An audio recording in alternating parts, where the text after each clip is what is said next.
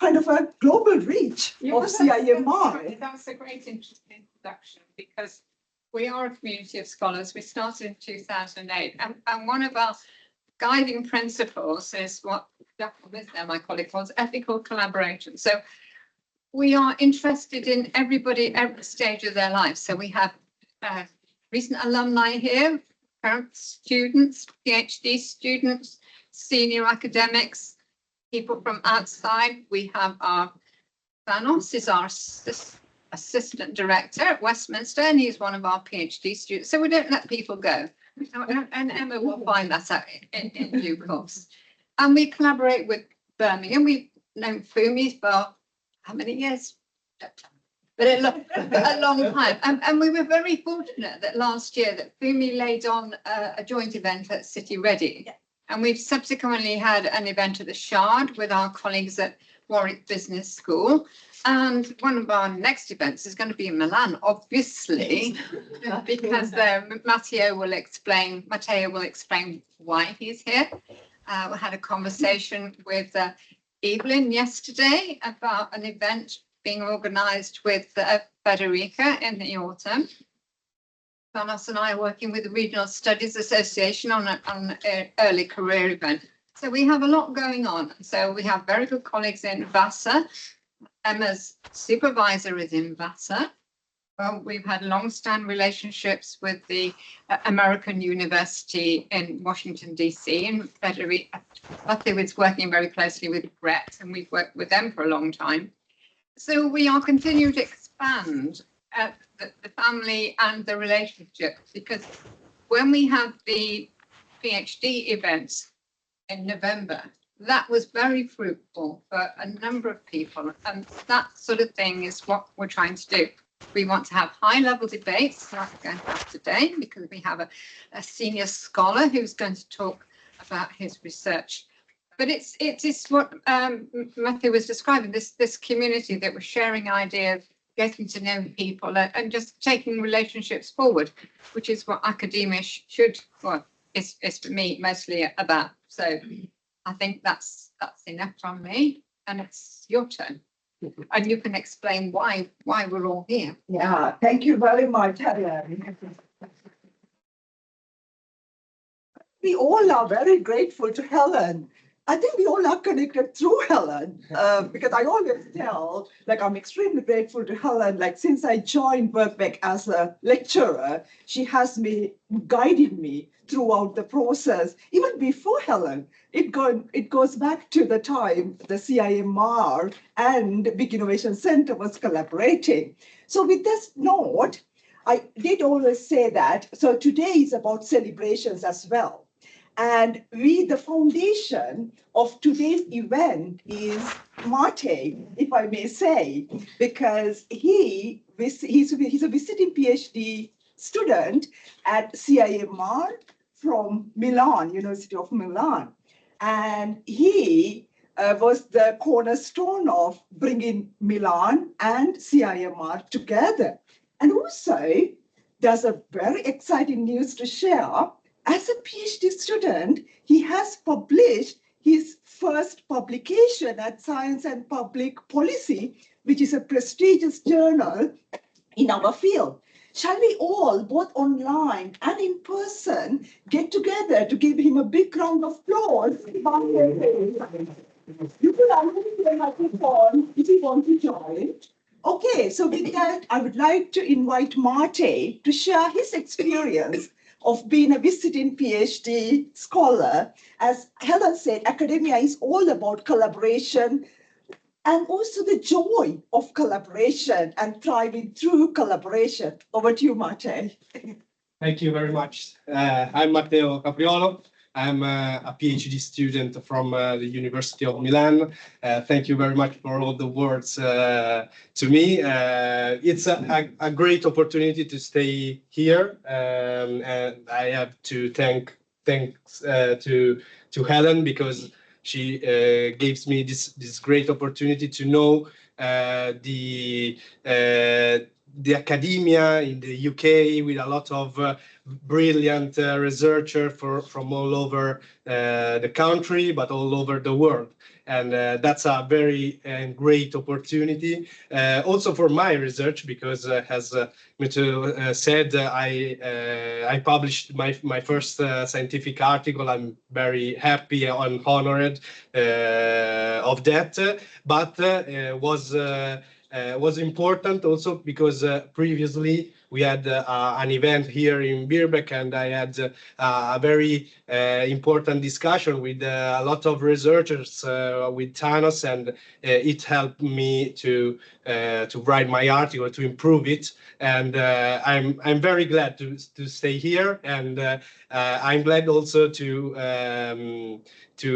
have invited Giovanni to attend here this event with all of you, and I think it's a great opportunity for all of us. Thank you very much, Helen. Thank you. We could see it's a day of gratefulness as well, right? We all are grateful to Helen, kind of as being the center of our network. So with this, I think we are now reaching to the main purpose of today's seminar. So we have Giovanni, a very warm welcome to you, Giovanni, and thank you very much for bringing your knowledge to us. So Giovanni is an assistant professor at the Department of Economics, Management and Quantitative Methods at the University of Milan. So I wanted to read from it because I did not want to miss anything. So, okay, so Giovanni has been researching on the ecosystem side of it. This specific work is on collaborative ecosystems, but he will be talking about strategic governance associated with collaborative ecosystems. And I think especially you will focus on the public management side of it and or public governance side of it. So bear with me if I have not introduced that properly, but you have got 30 minutes to talk us through that amazing work. And it will be of relevance to us, the UK as well, because in the UK, we have been talking about, with the new government, the devolution agenda, missions, and all sort of things, and a greater relationship with the public side of the ecosystem. So without further ado, over to you, Giovanna. And what we thought was, the audience, both online and in person, you could ask any clarification questions during the presentation. So please feel free to raise your hand. I could see the colleagues in person and the colleagues online. Please raise your hand, but in case I don't see you, please unmute your microphone and talk, okay? So over to you, Giovanna. So, Yeah, that's great. we need to share it. So. Okay.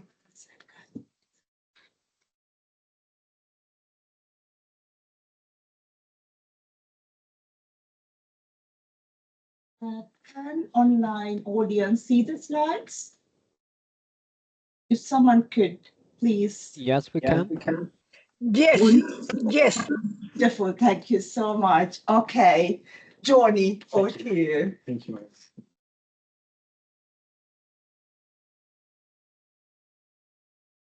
Okay, so first of all, thank you very much for having me today.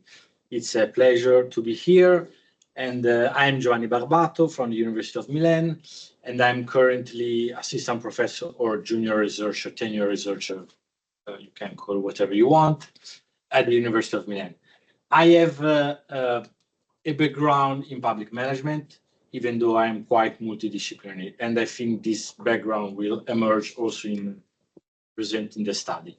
The study is a working research, so it still needs to be refined and can be improved on the strategic governance of innovation ecosystem using the case of Italy. Because in Italy, as I will tell you later, 11 innovation ecosystem has been found 3 years ago from the government, and then we start to study how this ecosystem works, the obstacles of the governance, the drivers, and etc. and etc. So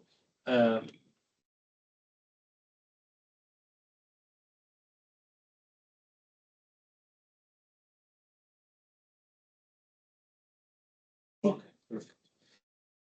So, where do we start? We, as I say, take a public management perspective. So we start from addressing the issue that public sector organizations, so universities, local authority, everything public, is increasing complex and increasingly complex issues.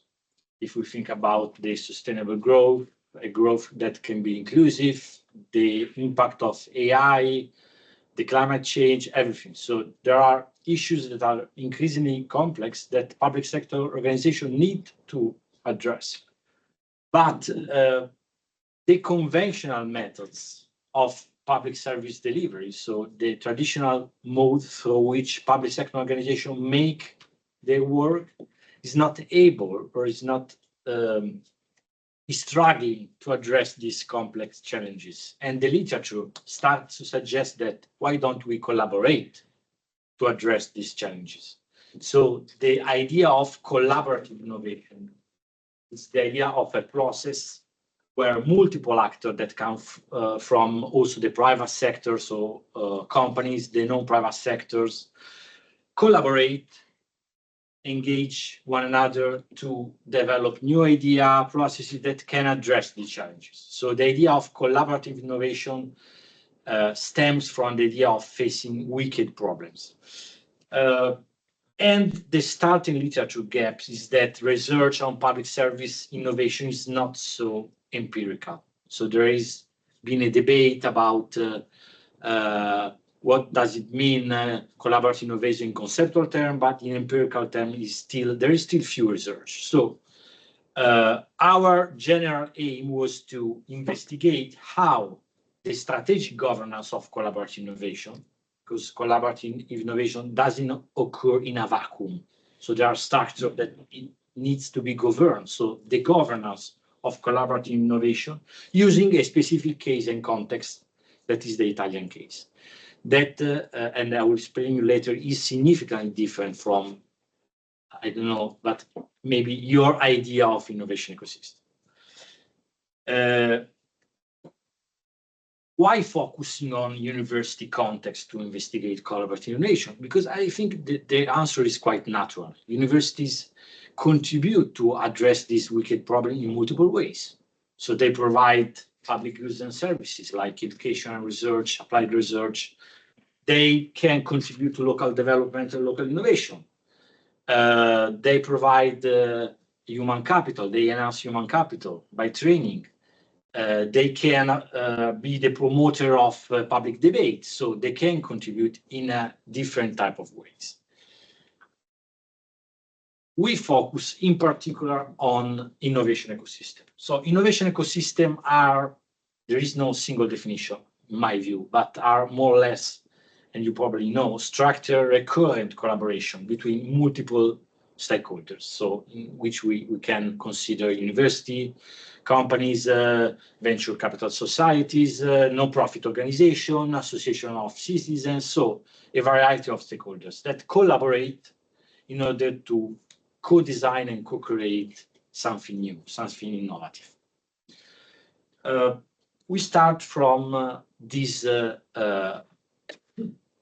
context, and we recognize that there are, in our view, 3 literature gaps on which we can contribute.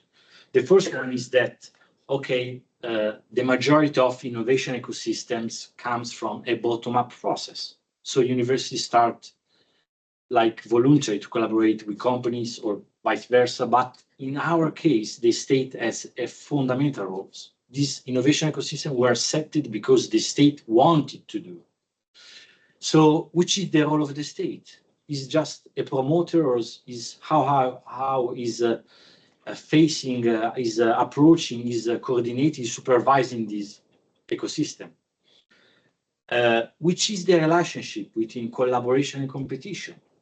In Italy, I mean, I've studied the English higher education context. It has been imbued of competition since 40 years, maybe more.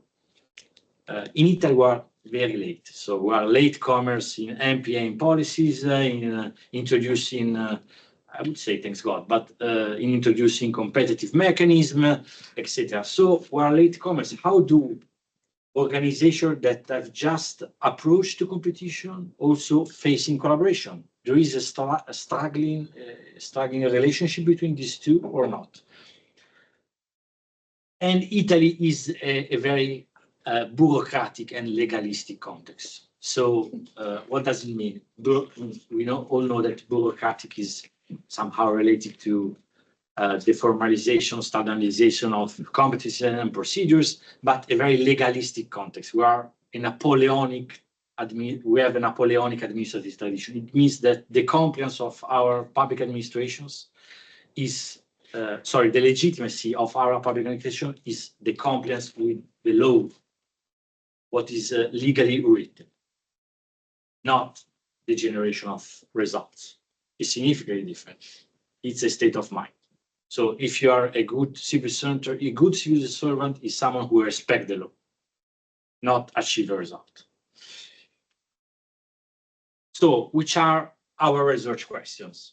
The first one is what conditions push universities to collaborate with external stakeholders? So which organizational or institutional factor push universities to support these collaborative endeavors? And the second one is the other side of the coin. So what are the main obstacles that universities are facing collaborating one another and with other stakeholders? We try to triangulate three different, even though they are not very different, streams of research. I mean, there is, of course, an overlap between the network management perspective and the collaborative innovation, because collaborative innovation mainly occurs in networks, and then we use a strategy as practice approach, and I will introduce in a moment. So collaborative innovation, as I said before, highlight that there are some challenges to innovate public sector, like bureaucratic dysfunction, a decision-making that often is very centralized and hierarchical. There is a risk aversion towards innovation because the legitimacy is the compliance to the rule. The collaborative innovation literature try to provide a new approach. So to engage with different stakeholders, it encourages the cross-fertilization of ideas, the mutual learning, all of these processes. I really like this sentence from a paper of Sorensen and Dorfin that explain how innovation is not an isolated process, but a collective effort requiring the active involvement of various actors. Valuable knowledge reside outside organizational boundaries, and accessing these external sources can enhance innovation capacity.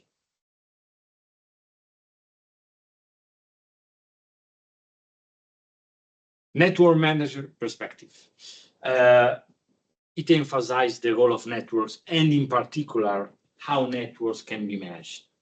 So we use this idea of the network manager as boundary spanners. So someone who is able to make organization and people within dialogate one another.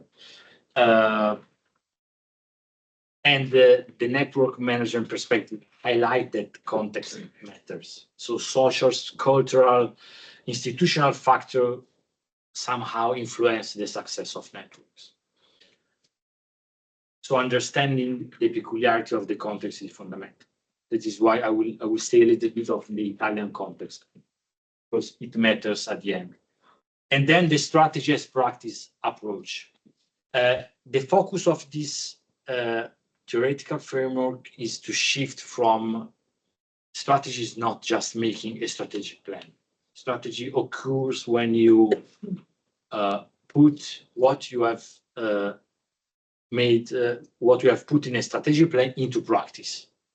So there is a shift from formal abstract planning to concrete strategizing activities, in particular praxis and practitioners. The practice are the tools and methods of strategizing, of strategy making. The praxis is how strategic work unfolds in real life context. And the emphasis is on practitioners, so on those who carry out this process. And this approach can be useful to see how strategic practice can sustain collaborative innovation. So our idea of strategic governance is more linked to strategy as practice approach than on rational strategic plan. The empirical context, as I said before, is Italy. Why Italy? Because after COVID, we received a huge amount of money from the EU, and part of this money we invested in the higher education sector. And one idea of the ministry was, okay, let's create this innovation ecosystem, as well as other type of initiatives like partnerships, research centers. But the peculiarity of this innovation ecosystem was that the innovation ecosystem was to be linked to a local area. So, for example, a university to ask the creation of innovation ecosystem needs a letter of recommendation from the region, so the local authority. Each ecosystem, after a public competition, 11 innovation ecosystems were funded, and each ecosystem received a huge amount of money. We are a context that is chronically underfunded. So in this case, every university, basically, a lot of universities in Italy receive lots of money to hire new researchers, new infrastructure, etc., etc. The innovation ecosystem is organized around an hub and spoke model, so a central body that govern different spokes that are who actually carry out the activities of the innovation ecosystem. And with the funds, university can hire research staff, they can create research centers, they can fund technology transfer activities, a lot of stuff, a lot of things. Just to give you an idea, in my university, with this initiative, we hired like, I think, more than 100 researchers. So university received a huge amount of money, and everybody were happy. I'm happy. Sorry. Yeah. For funding and universities hiring researchers, if I got you correctly, the idea was the universities to develop ecosystems. So did they use money broadly to hire researchers or to kind of engage with wider non-academic community? Yes, sorry, I forgot. Thank you very much for your question. An ecosystem to be created need the participation of different type of stakeholders, so local authorities, but also companies. So the idea of the ecosystem start in a preliminary, let's say, the first ideas were advanced by just one university, but then to be funded, you need to involve other type of stakeholders. Then once the ecosystem was created, each university has a share of the total amount of funds and can use, for example, to hire researchers, but it's not the ecosystem that hire the researcher, it's each university. I don't know if I answered your... Yeah, Okay. yeah. So the role of the researchers is to interact with the ecosystem then? Yeah. Okay. Yeah. Each researcher does or are part of a project, a specific project within the ecosystem. I will show you later, because the ecosystem has an hub, central hub, then there are different spokes, and within a spoke there are different research projects. So for example, me and Matteo are part of a project within a spoke within the ecosystem. Perfect. So it was project-based funding. Yes, exactly. Perfect. Thank you very much. No, thank you. So the establishment of the ecosystem is a unique opportunity for Italian university for all of these criteria and basically for money. But it is also,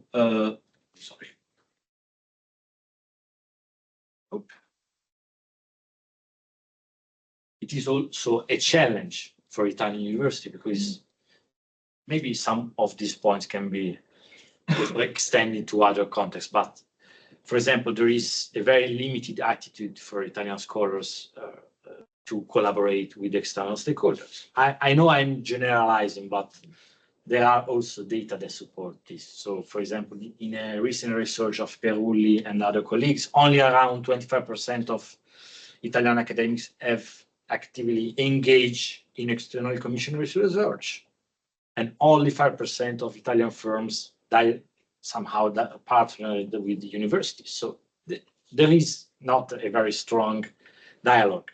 I think this can be recognized. There is a strong, the funding of the innovation ecosystem require university to shift from, or at least to consider collaboration beside competition. But competition has been increased a lot. There is underfunding, there is the introduction of a performance-based model like the REF, more or less, the idea is more or less the same, that increased a lot during the last years. And then there is this bloody legalistic tradition that doesn't help really to satisfy this need to generate visible outcomes, innovative outcomes. So we focus on a specific innovation ecosystem, which is our ecosystem. MUSA is called MUSA, that is multi-layer urban sustainability action. Is one of the 11 ecosystems. The mission of this ecosystem is to address the challenges that metropolitan areas encounter when they transition towards sustainability in terms of financial sustainability, environmental and social sustainability. Within this ecosystem, there are four public universities and 2 private universities. There are 4 public administrations, so the region, the municipality. There is also 2 ministries that are part of and there are more than 15 companies or no-profit organizations involved. Just to give you an idea, and there are 6 spokes within this ecosystem. These are 4 of the spokes. So one spokes focus on big data, open data in life sciences. Another one, this one is where are we in this one? Yes. This is the spoke 6 is innovation for sustainable and inclusive societies. And within each spoke, there are different research projects. So, for example, me and Matteo, we are in MEO. MEO is Milan Higher Education Observatory, which is a project that has been found within this spoke 6 of MUSA. For example, we analyze data on the higher education sector, specifically on the Milan area, but also on the Lombardy, so on the regional level. And we build an open dashboard. We do periodic seminars and thematic insights on these matters. We organize a lot of meetings with the region, with policymakers, with citizens. We try to open the public debate on university in Italy, which is actually very, very low. So what we have done in a very few words, we basically use documents, and we have made so far 6 semi-structured interviews. This is clearly a working paper. So we are still working to enlarge the sample more. And we made a qualitative thematic analysis in order to identify, okay, which are the recurrent trends that are emerging from the data that we have collected. And yes. Sorry, would you like to share with us, like, who were these 6 interviewees? Yeah. So how we select the interviews, we try to follow 2 criteria. One was to interview people that has a role both in the hub and in the spoke. So we interview 2 or 3, I don't remember actually, spoke leaders, and someone who is like a member of the board of directors in the hub. And then we differentiate the people considering different universities, because as I said before, there are 4 universities involved. So we interview people from 3 different universities. University of Milan, Milano Bicocca, which is another public university, and also Bocconi, which is a private one. Try to understand, okay, there is a difference in the perspective of these actors, because our assumption is that, okay, what we want to verify was, if you collaborate, you don't stop competing with one another. So belonging to different universities has an impact on how they perceive the collaboration effort or not. So we try to differentiate in this way. What is missing here is clearly the viewpoint of companies or other external stakeholders that we want now to add to the research. So what emerged from the qualitative analysis that I have some slides, but I will, if you have a question, I can come back. 4 main themes, so recurrent patterns of ideas emerge from this qualitative analysis. The first one is that the leadership that can be intended here in 2 ways, as boundary spanners or as shared leadership, played a crucial role in setting and in coordinating the ecosystem. So at the beginning of the ecosystem, the initial proposal will emerge from just few people that are basically the rector and the prorector of one of the 4 universities. And then there was a dialogue that, for example, the rector called the other rector of the other public university in Milan. They start dialoguing. Are you in this project? So there are at the beginning some proactive leaders that acted as boundary spanners. So the focus of this first group was on catalyzing and nurturing the integration between different universities. Then the leadership somehow spread. So each rector has an informal meeting with all of the head of department within the university, asking them, okay, the idea of the ecosystem are sustainable growth and digital transformation, as it is MUSA. So this ecosystem, who are the best, who are already working on these topics inside. So there was a cascading process that followed.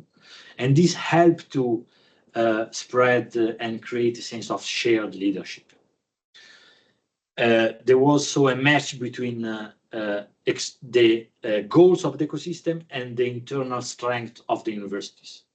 And this also characterized the choice of the external stakeholders, because why there are some specific companies and not others?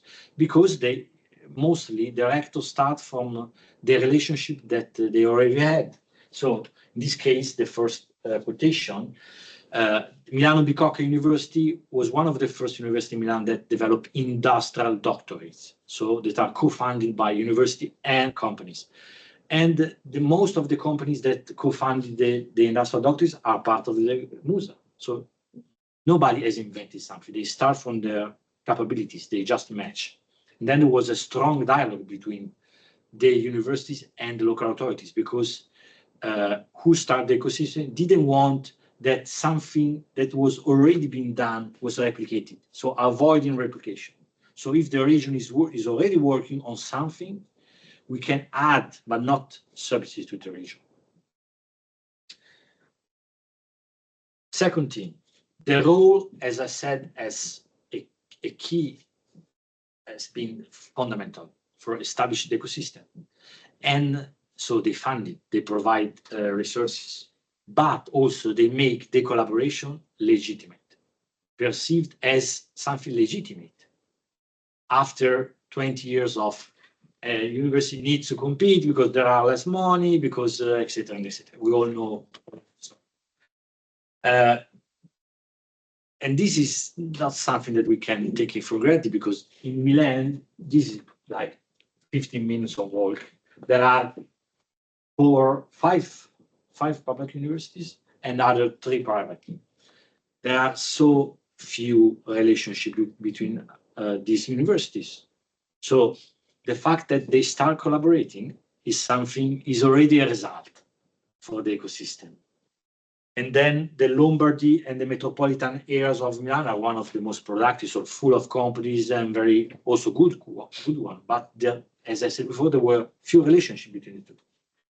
And I love this sentence from the interview, because it is said, this is territory full of potential, Milan area, with various competent actors in terms of skills, resources, etc., etc.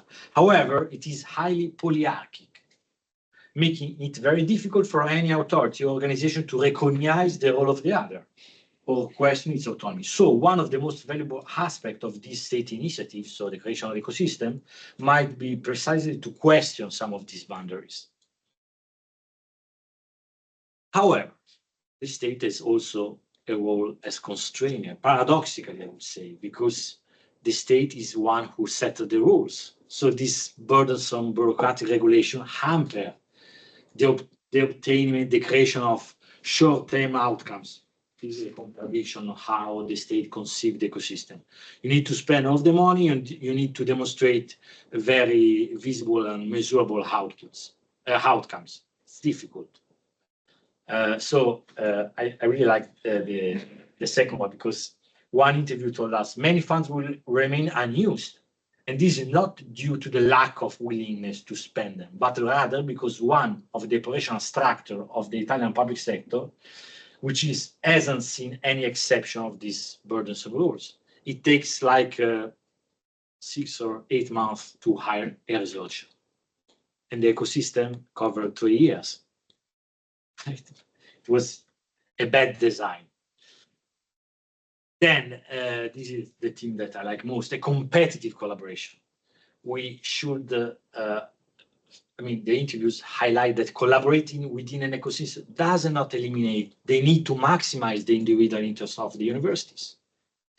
Since that each university is in charge of one of the spoke, it is natural that each university will try to make his spoke to appear as our doing more things than the other. But this is not against collaboration, because within each spoke, me and Matteo, we have been collaborating with someone from Bicocca, with Bocconi, but who ran the university see more than the researcher inside the project this idea.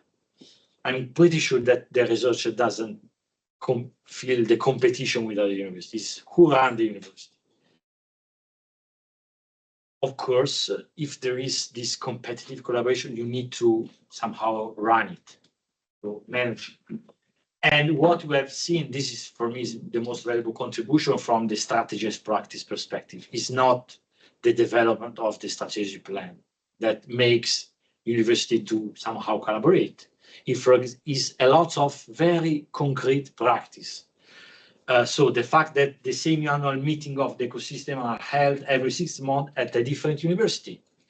And in this moment, every researcher, not every, but most of the researchers present something. I think it was an amazing experience. There were like 900 researchers within the same building from different university. Everybody was listening to another. It was a great experience. And this creates a sense of community. Not, okay, we have developed the strategic plan. Yes? What about the other players in the ecosystem, the SMEs and other organisations? Were they not also there presenting at this meeting? Yeah, of course. Yes, because, for example, if I am a researcher, I will make an example just in a moment. If I'm a researcher like in physics or in medicine, I'm collaborating with companies. And also me and Matteo, we are collaborating with Deloitte, for example, or with the Asso Lombarda, which is the association that represents companies in Lombardy, our region. So yes, of course. Your talk is very university focused, even though you're talking about the ecosystem. And also, I think you talked about SMEs and you said external actors. And I think if they're part of an ecosystem, then they aren't external actors. They're part of the. Yeah. This is a very good point. Well, thank you. And it might be a bias of the fact that we haven't involved companies in this research yet. Mm. But it's a good point. Thank you. It seems to me it's a kind of not a lack of willingness to engage with the SMEs, but just the way that who you think is in charge, or where a collaboration and an ecosystem, it has to be for all parties. Yeah. But I think in the reality is much more you are describing. I think it's probably my cognitive bias, because I've done this research from like this viewpoint. We haven't engaged so far the company, so I have this maybe cognitive bias, I would say, because in the reality, all of the companies, there are representatives of the companies in the board of directors. They still contribute it as peers with university, because one of the periodic reports that we publish in MEO, so our observatory, was basically supervised by companies. So they have a very active role, actually. Because they will also be the ones presumably translating the innovation to real products and services. So. Thank you. So creating an ecosystem just because you are funded is not sufficient. The last thing, generative as a performance of collaborative innovation. The policymaker asks, okay, when you make the reporting of the funds, you need also to provide indicators about how much money has been spent. How can this be an indicator of innovation?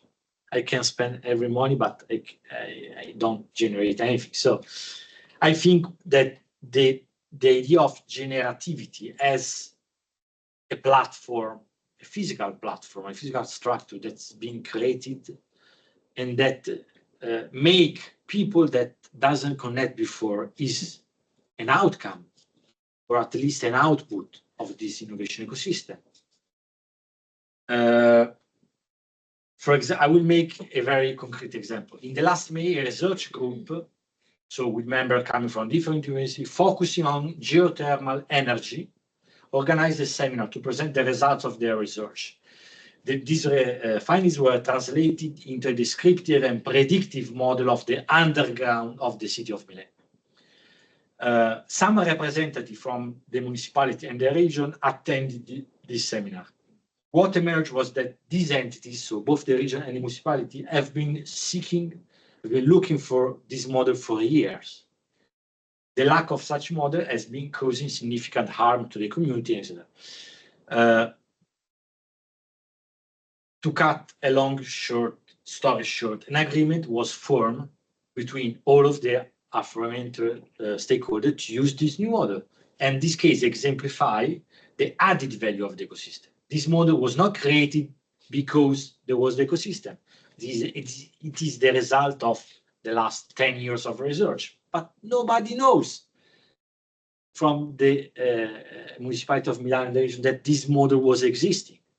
But creating a platform makes it possible to people to connect and know what they are doing. But this is another way to think about the generativity as a performance or an outcome. Better, I don't like performance. We cannot think of measuring the performance of this ecosystem by merely focus on the money that we spend. We need to look at the long-term sustainability. For instance, what is going to happen to all the young researchers who has been hired through the ecosystem? If part of this researcher, highly qualified workforce, will be absorbed by the other stakeholders, companies, etc., it will be a great success. And I agree, this will be an outcome of the ecosystem. So coming back, and we go to the conclusion. If we look at back, which were our research question, what condition puts university? Of course, a leadership, which can be intended as boundary spanner and shared leadership, and a funding role, a coordinating role of the state. This has been positive factor that influence the ecosystem. On the other hand, are the main obstacles, the other side of the coin of the state role, of course, but also the inherent competitive context that needs somehow to be managed. And this is the last slide. How we want to contribute to the collaborative innovation literature. So first of all, I think we should stop viewing collaboration as, okay, it's a beautiful romantic things. In a collaboration, there are two parts that have still individual interest. The issue is what brings individual interest to a common public value, what I call public value, to generate public value, so value for the entire community. There are tensions that characterize collaborative innovation. The state can be both a neighbor and a constraint. There is a balance between competition and collaboration. And in this sense, the strategic practice that has been adopted and developed over these years in the ecosystem have been much more effective than a rational strategic planning to deal with these tensions. And then two policy implications, and we'll conclude. The first one is that if you want to create an ecosystem in a top-down manner, as has been done in Italy, you need a very good policy design of this initiative. What is going to be after all the money has been spent? That is in 2000, just 1 year. What is going to be? MUSA is going to be there, or MUSA will be scorporated or like divided into the different projects. This platform is going to be there or not after the money has been gone. And then, and this is the last point, you need to develop people that are ambidextrous, so capable of making this dialogue, balancing, competing, interesting, not just public management, but also academics, because academics are very focused on their own little territory, and it's difficult sometimes to make collaborations. So, and many of these projects are multidisciplinary, because there are informatics that are working with physicians to create database that make a real time with all of the data on the patient. There are amazing projects, but what about this project after money has gone? And and these are some future developments. So of course we want to expand the number of innovation ecosystem, include the perspective of other stakeholders, and start collecting evidence on the impact. And that's it. Thank you for your attention. Thank you very much for your attention. Such an excellent presentation of an excellent project. Thank you so much. So, yeah, I'll stay in the tower as well. So before we go to the discussions, do we have any clarification questions from in-person attendees or online attendees? Over to you, Emma, please. Yes. Your final point about the two policy recommendations, one was about good policy, I think, and the second, which sounded a bit like a contradiction in terms, and the second one was about leaders. Now, my gut feel is that skilled leaders who have a vision is probably the more important of the two, but I'm just interested in which one of those two you think is the most important. Well, it depends. If we stay on the specific context of analysis, there is an issue now which is the legacy of MUSA, so our ecosystem. And I ask this specific question. So what are we going to do after MUSA, the funds that have been spent? It's just only two, maybe one of the interviews is think about what can we do next?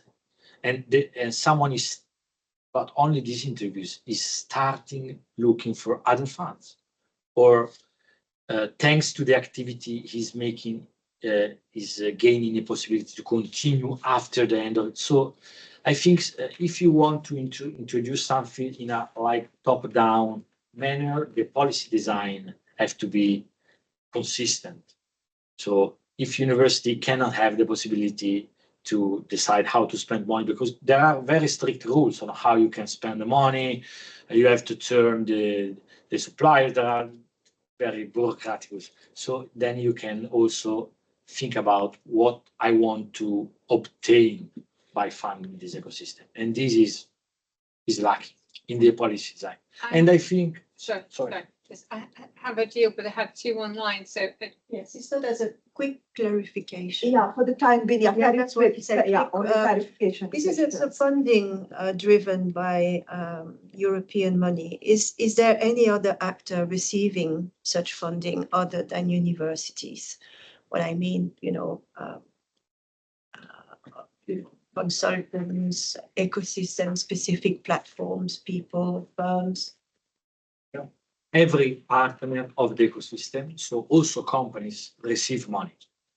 And you apply for that, or is that a top-down Because decision? the application was guided and supervised by just one university, but you had to define which were your partners.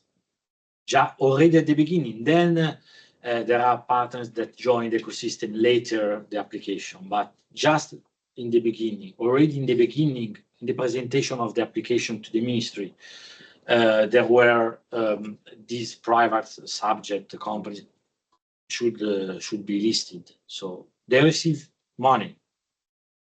Okay. Of course, every subject receives money on project, on a research project. That can be, let's make the observatory on higher education, or let's develop this geothermal system or database of informatics for physicians, stuff like this. That's wonderful. So, yeah, only clarification questions, please. Yes, over to you. Yeah. 90 million pounds, 120 million, vast amount of money, obviously, really huge compared to similar amounts that will be funded here. You said that there were 3 key goals: financial, environmental, and social, in terms of the MUSA work. I'd be really interested to hear what disciplines were working in the social goal, and also what actors as well, what kinds of actors beyond research itself. If you know, you may not, but I'd be very interested to hear about that. It's interesting because, for example, in terms of social inclusion, there are projects on going on research that going to schools, for example, to helping orienting the students for their future careers. So what you want to do after secondary school, something like this. There is a project on gender equality, I think, that is part of our same spoke, in which also the court law participate, and association of citizens. Did you work with say, for example, the arts and culture sector, creative industries, as sectors of the economy more largely? Yeah. Because there is also a spoke on, for example, on fashion in Italy, because there is this excellence in the metropolitan area of Milan. So That's great. Thank you so much. If there aren't any clarification questions, hello. We can come to these at the end. We asked Jacqueline and Alison first, then after the conversation. Exactly. Thank you so much. So Jacqueline and Alison, we will come to you after the discussion. So we have got 2 excellent discussions, again, a reflection of CIMR's collaboration with other institutions. So the first, I would like to invite Fumi, who is a professor in regional economic development at the City Region Economic Development Institute, Birmingham School, University of Birmingham. And also, she is an expert on regional innovation, entrepreneurship policy, decentralization of multi-level policy governance. So that makes her an ideal discussant. Okay, over to you, Fumi. All right, no pressure. No pressure. Thank you, Muthu, and thanks, Helen, and everyone. So I'm just, if okay, I'll just sort of sit down here and then go through my notes. Thanks, first of all, to Giovanni. It was really interesting read of the paper, and it's interesting to sort of, learn your public management, public administration side of theoretical angle. I'm sort of, I don't know what's my discipline is really, but I'm more like a regional development policy, innovation, entrepreneurship sort of policy side of things. So it kind of complements a lot, even if I don't have a understanding of the literature. And then, yeah, your empirical sort of part, as I had a sort of project of reading through the manuscript, was really rich, and it's really interesting opening up of the micro interactions of the stakeholders, actors within that innovation ecosystem. So I really enjoyed reading it, which is quite, unusual to find this level of details. I think you captured nicely in the interviews. And then, yeah, so that's a sort of entry point. And I've got 3 chunks of comments plus some questions, if I may. So I'll sort of try to be quick. The first kind of set of comments are related to a bit of conceptual deja vu. So it comes from all these sort of different social scientists looking at a similar phenomenon from different literatures. And just to remind me of like I see Henry Estevez on the screen. So just really reminding me of triple helix or quadruple helix, that sort of area. So it sort of feels very familiar. And, many of us like Emma, Helen, myself have sort of look at all this university industry, public sector, all this sort of relationship all these years. And you use the innovation ecosystem as a key term. And you look at the literature, but also I think it sort of relates to the policy term, innovation ecosystems. Do you think this is the best choice? I mean, there are all other concepts already used. So I just wondered what makes collaborative innovation ecosystem stand out amongst the others. Well, the way I see it is like a public value emphasis. So I see why you use this term, but it's such a kind of crowded space. So many concepts, so many sort of studies looking at the same structure, same sort of framework from different angles. I just wonder what you deliberately, pick this particular pathways. So that's sort of very generic starting point. And yeah, then about the sort of concepts of strategic governance of collaborative innovation kind of makes me wonder a little bit about institutional entrepreneurship versus individual entrepreneurs in public sector. So there's an element of sort of structure change as well as individuals being an agent of change in the micro level, which I thought you were referring to as a strategy as practice. But I mean, again, strategy as practice makes a sort of dynamics. So sometimes probably incremental, creating strategy in the interaction, then sort of leading to something bigger, something more structural. So I wonder if you sort of, could articulate more on that sort of dynamics of change, the strategy as practice in different ways. And then my second chunk of comments relate to dynamics between places, policies, and probably evaluation of innovation ecosystems. And I think sort of your kind of conclusion and sort of discussion points already alluded to these systems, these issues. So I try not to repeat. But I think my kind of main take on this, the specific design of the policy and the way people implement it as a local system really matters. A bit like a sort of Emma's sort of question earlier. And this P&R sort of story, this ecosystem sort of program reminded me of a cluster policy in Japan that was done almost 10 years ago, actually. And there is a specific cluster program funded by the Ministry of Education, Science and Technology, rather than the Ministry of Economy and Trade and Industry. So there are different ones. So the Ministry of Education one was specifically funding universities. So yours is different because yours is funding different sort of elements, but Japanese one was more extreme. So there were different incentives, different sort of, changing behavior. So it would be interesting when it's far-fetched, but, what are the different incentives? You see a kind of macro public policy comparative perspective. So I just sort of thought it's really interesting how different countries design the funding system and how that's implemented differently. And then, the next sort of related question is about the evaluation of the policy itself. So what you're doing is kind of bottom-up evaluation, if you like. Maybe you don't call it evaluation as such, but you're sort of opening up the future evaluative mechanisms. So I wonder how that sort of fit in the wider context. Is there ongoing sort of, formative evaluation going on? And then how you compare different 11 sort of ecosystems.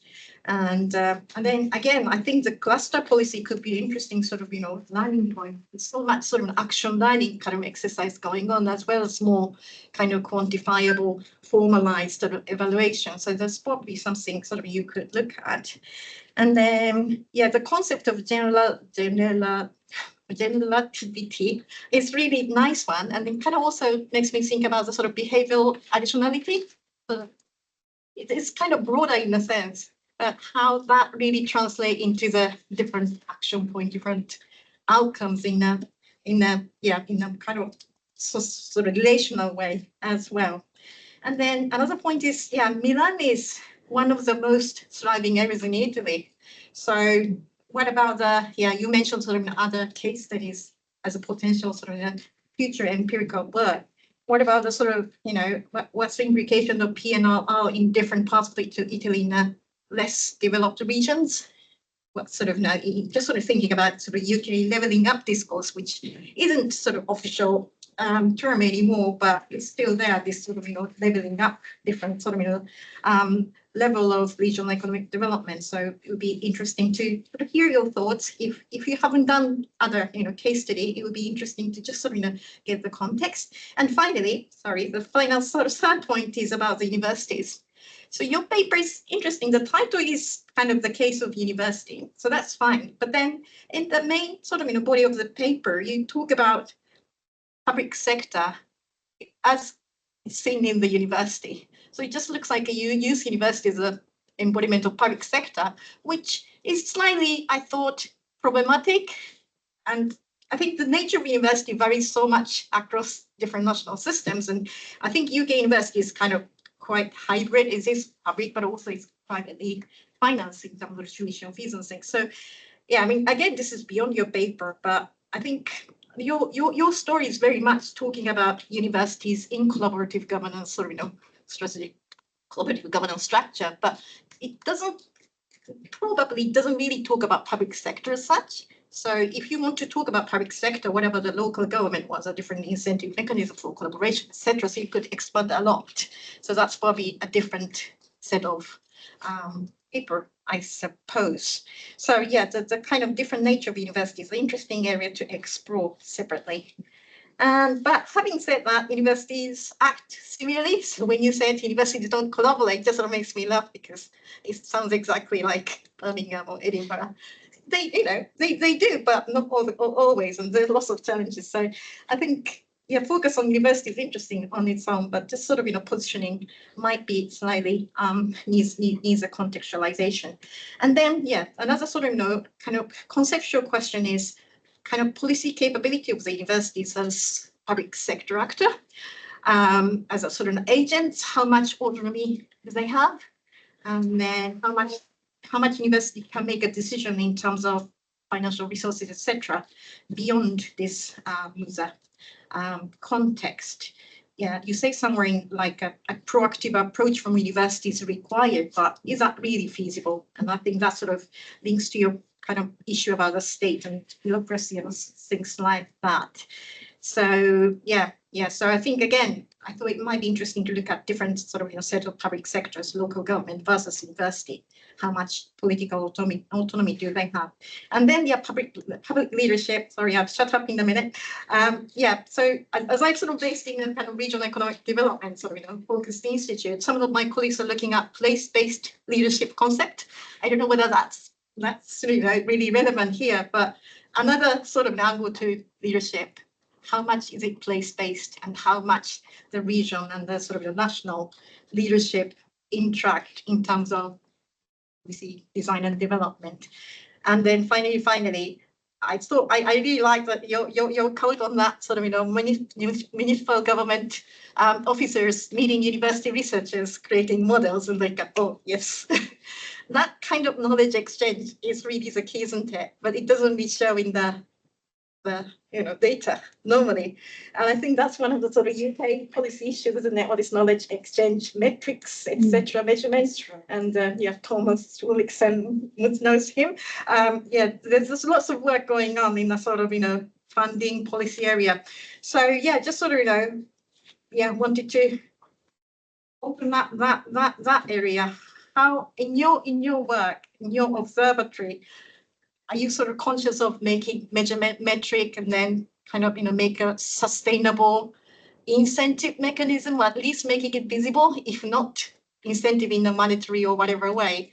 So I just wonder how much that quantifiable thing is going on. I take your point about relativity, but there's a sort of balance, isn't it? So I think that's my comment. This is really wonderful. Thank you so much, Fumi. That's detailed, insightful, as well as thought-provoking. So considering the time left, as the chair, would you mind if I take the decision? I'll quickly move to Thanos.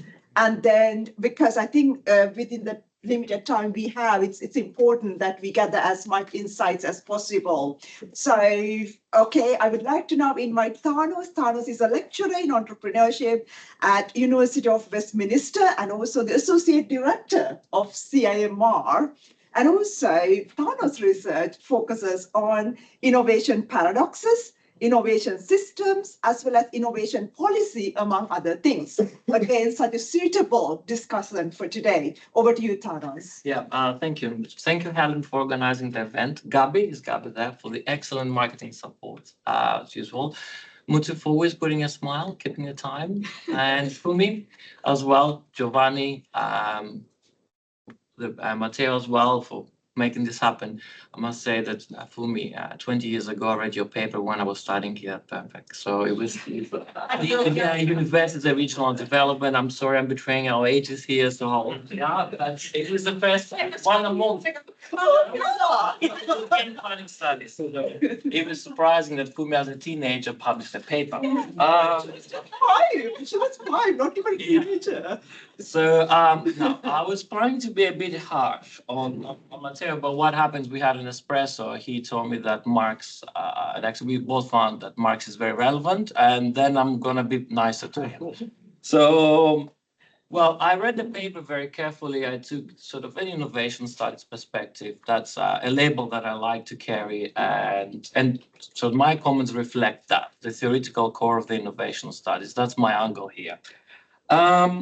Reading the paper, I must admit I felt familiar and unfamiliar with the concepts. Sometimes I felt old wine in a new bottle, like collaborative innovation. But then what I realized that as innovation studies scholars and innovation system scholars, we neglected the topic of governance. I think the last time we touched upon that, it was in late 90s. With Philip Cook and others on the regional innovation system. So I think Matteo reminded me that we have a knowledge gap that we haven't addressed yet. So governance of innovation systems and ecosystems. Now, my questions. I'll start from, say, a bit more the definitional one, because governance and strategic governance in the literature of collaborating innovation, I realized that there are different definitions. A paper from Aldrich and Toll in general technology transfer, they define governance as sort of in quantitative terms, like relationships among actors and then the hierarchy of them. So what I was missing from the paper and the presentation is what is strategic governance? On page 2, we find collaborative governance, then strategic governance in the research questions. So my question to Matteo is actually, what is strategic governance? What form does it take? And how do we know when we see it? So that's for me was an important question, more like an operational, but I think it's a very important question. Then the next point is obviously, Matteo addressed it already, and not much Giovanni as well, Matteo, courses, yes, the courses. But it's a top-down thing. We're dealing with sort of an extreme case here, right? So it's an extreme case study. That doesn't mean you've nothing interesting to tell us, but I think it's an extreme case because most of innovation ecosystems are bottom-up, right? We don't have the state as the visible hand. You know, we have actors, and the digital ecosystems, they are even more grassroots, say. I think it's very important to consider that aspect and to what extent we can transfer your findings from that sort of extreme case to other cases. I must say that it's inspiring that we see a quantitative scholar, right? Because that's your title. Doing qualitative research is quite unusual in our field nowadays because everyone is converted to doing hardcore econometrics lately. So it's inspiring to see the other way around. So I'll proceed to a few other aspects here. I think the question of time is key because we are dealing with ecosystems that they have 36 months to be formed, right? And most likely they will die after those 36 months. So in my opinion, that determines the mode of governance that is feasible, the strategic form of governance. And I think time is of essence here. As geography too, we saw it that everything happens in Milan. So it looks like strategic governance is a geographical phenomenon, which contradicts the networks perspective that you take in the paper because networks, and I think Helen was with a paper with Bjorn and Christine Muthu in 2011 Regional Innovation Studies. They remind us that networks are spatial. So most of the time. So I wonder like whether the network's perspective might also link to what Fumi mentioned then. So whether it really makes sense here, because it contradicts actually the geographical nature of the ecosystems you study. The focus on paradoxes, I found it very interesting, and it was one of my main critical points. Then I read your limitations, and I realized, why did you write this in the limitations? Because you make my life difficult now, so I had interesting things to say about paradoxes. And actually, I thought, like, the governance of those ecosystems is definitely paradoxical. I think that we're dealing with a paradoxical form of governance, and you underline those tensions. There is the tension of autonomy. Actors need to be autonomous, but they also need to be controlled for that ecosystem to function. So definitely we have a paradox, a tension between two opposing elements that when they come together, they make sense. So the paradox lenses, I think, or maybe the nature of strategic governance in ecosystems is paradoxical. Also, collaborative innovation from a Schumpeterian standpoint should be about creative distraction. So another paradox at the center of very heart of innovation. So I think these are some important issues for the paradox lenses. Then I thought of study as practice. It's a very interesting theoretical framework or angle there, but what is missing from the paper and also the presentation is the actual strategies. I think Fumi touched upon this, the micro element there. So what are the actual strategies here that those actors pursue? So when you inform by that perspective, strategy as practice, you are supposed to uncover those concrete strategies, what works, what doesn't work. So I think there has to be more focus on that. In one of my CIMR papers, actually, what I found is that when actors align their strategies, I call this strategic alignment, we see innovation systems, regional innovation systems, reduce inequalities. So strategic alignment, and I show which strategies, which type of actors pursue those. And I think that might be something you can explore. We need to know more about the actual strategies on the ground. Then there is another sort of challenging question, because you cite Mariano's Mazzucato work in the paper, and we have the entrepreneurial state, and to some extent it looks like the Italian state tries to be a bit entrepreneurial here, but then on the other hand, Mariano also has the other book on the value of everything that shows ecosystems can be parasitic, can be sort of use devices as value extraction. So I was wondering what mode of strategic governance must be in place for ecosystems, innovation ecosystems, that they are not parasitic to the taxpayer. Okay, because it looks like the state is putting the money and takes the risks, but then the rewards might go to the firms. So we need to consider that, are those ecosystems, collaborative ecosystems, innovative ecosystems, parasitic in the end? So how do we ensure that they are not turning into parasitic? That leads me to the next question about power struggles, whether you observed any power struggles, because we do know there are power struggles or issues among the universities. We know that. Some of the universities are historical, more historical in Milan than others. So there are always some issues. I was wondering if there's anything new we'd like to know. And my last comment, which might cause a bit of a diplomatic episode between my home country, Greece, and Italy, which is a country that I have very fond memories. I thought if I was the president of the US, I would put an offer for Italy. You know, the president of the US makes offers lately. So he's buying different countries. So anyway, so my diplomatic now episode might cause is corruption. I was just curious, like, whether corruption, because I look at the corruption index and I've seen that Italy is doing worse over the years. So I was wondering, because we know on the ground that corruption is an issue. So I was wondering whether you sort of spotted anything about corruption, because who picked whom to work with whom? Was the process transparent? For instance, I'm just wondering, because it looks like from the interviews that social capital or bonding social capital looks like is more important than bridging in there. So that's what the interview quotes in the paper demonstrate.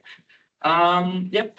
So am I on time or that promotion, I'm promoting an event. We're organizing a workshop on critical innovation studies at CIMR and the University of Westminster, end of May. Okay, so if you have unconventional papers, papers that may challenge the way we think about innovation, papers that can not easily published because the workshop is linked to a special issue in a journal. So the hybrid workshop, so I'll ask Ellen to share the poster with that. So it's on critical innovation studies. So if you have any papers, as I said, unconventional, you're more than welcome to join us hybrid.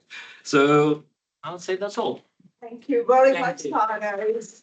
To the point, detail, as you always critical. Thank you so much. Okay, so as a promoter of co-creation, I will check with Giovanni. So we have got 8 minutes left. So would you like to use that 8 minutes to respond or to perhaps get comments from the online I audience? think we need to bring in the online Online audience. audience, is that okay? Yeah. Okay, let's go ahead. Online audience, many thanks for the patience. Well, I think it was Jacqueline that had a question, but I think Alison's left. Jacqueline, do you want to make your comment? Hi, yes, and it is a comment really rather than a specific question. But first of all, I want to say thank you so much for such an interesting presentation and for the generous comments from colleagues in respect of and in response to that. For me, this is a really important issue. I sit across that sort of practice, policy, academia in my career, and this is really important to me. So in terms of any of the work that I've done that's been successful, it is been dependent on ethical collaboration, so very, very important. And what I really just wanted to say, and I realise in the academic arena, this is quite challenging, particularly at the moment when there are threats of redundancy and different things, that we wonder how people are going to move forward and create their own solutions. But for me, I wanted to say that echoing. Can you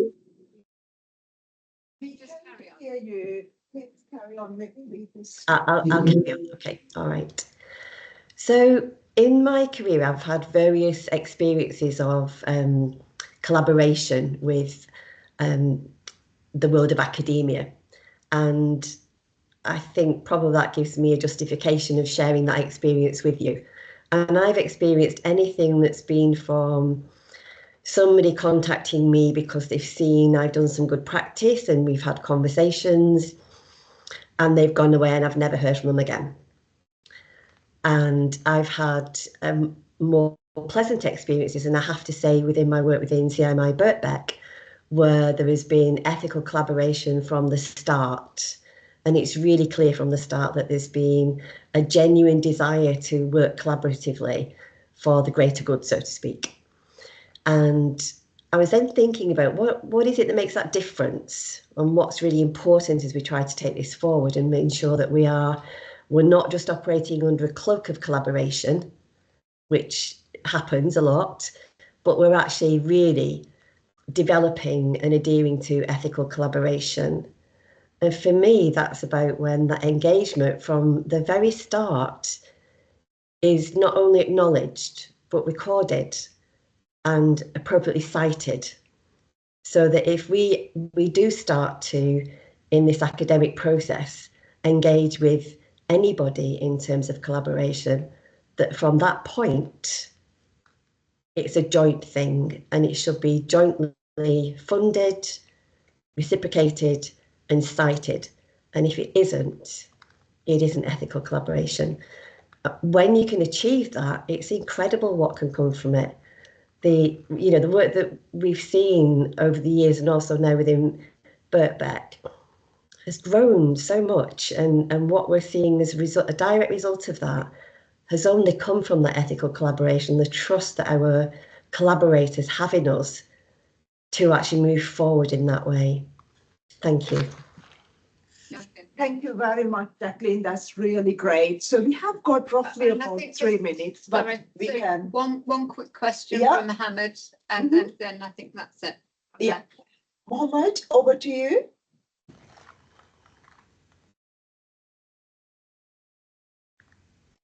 I think he's he's gone now. Well, he's not saying anything. Okay, so you carry on, Matthew. Okay, thank you very much. So we have got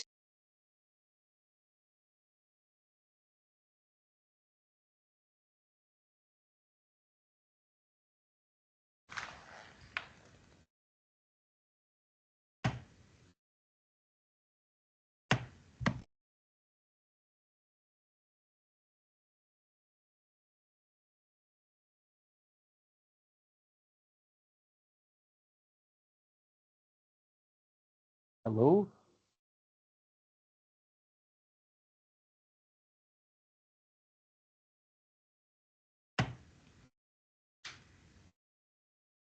Example, the existence or the training of network managers or leaders. Who are these leaders? You know, they cannot be the researchers attached to the university. Are there ecosystem specific leaders that have emerged or are supported and will in the long term? And I think that the comment on strategic practices is very important. So can you identify the generation of any strategic practices as a performance outcome? And I think strategic practices are processes. So you're talking about, you know, taking a process-driven approach to success and successful strategy. And I think you could perfectly describe what is a process that has developed successfully, supporting the ecosystem. So in terms of what happens, and that is, of course, collaborative, is embedded within the system, is not an individual. So can you describe that process as it develops successfully to deliver more innovation for the system? And I think if you can define that, is a bit more, I think, exciting than generative platform, as far as I'm concerned, which is more structural and which doesn't demonstrate any collaboration as such. It's just a platform. So I think it's more, you know, how many processes, how many leaders, and whether what they need to continue or are they developed. I think these would be interesting aspects of performance. Thank you very much, Odile. Again, really insightful question. Any other questions? Yes, Sorin, over to you. Thank you for the presentation, very interesting. I was thinking the title is a bit misleading considering the content. I didn't read the paper, I just saw the presentation, but I was expecting much more on governance because that seems to be the focal point from the title. But then I found out a lot of things about the actual practices when it comes to collaboration, innovation, and so on, but not so much about, I was expecting practices about governance, if you like. So maybe, I don't know, maybe either do different papers or maybe in future interviews and data analysis, consider analyzing practices of governance of the ecosystem, yeah. Or just drop the strategic governance thing and then just do something about collaborative innovation ecosystem.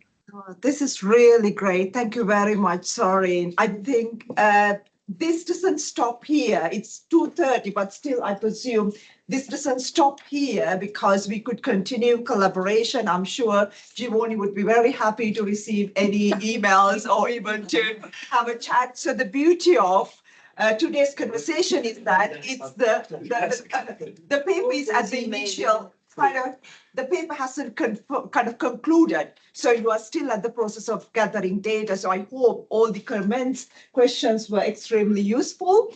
So with this, I think we will wrap up. But Helen, would you like to say a few words? Yes, I'd like to thank everybody for coming. I didn't mention Odile at the beginning, but Odile was here in 2008, weren't you? You were one of the founding members of CIMR. So she's been with us all the time and is now working on with the alumni. She's in charge of the alumni. So it's great to have this family, this continuity here, and you joining us as well, and new friends here. So it's just thank you. So very small presents, and they're a bit silly, but thank you.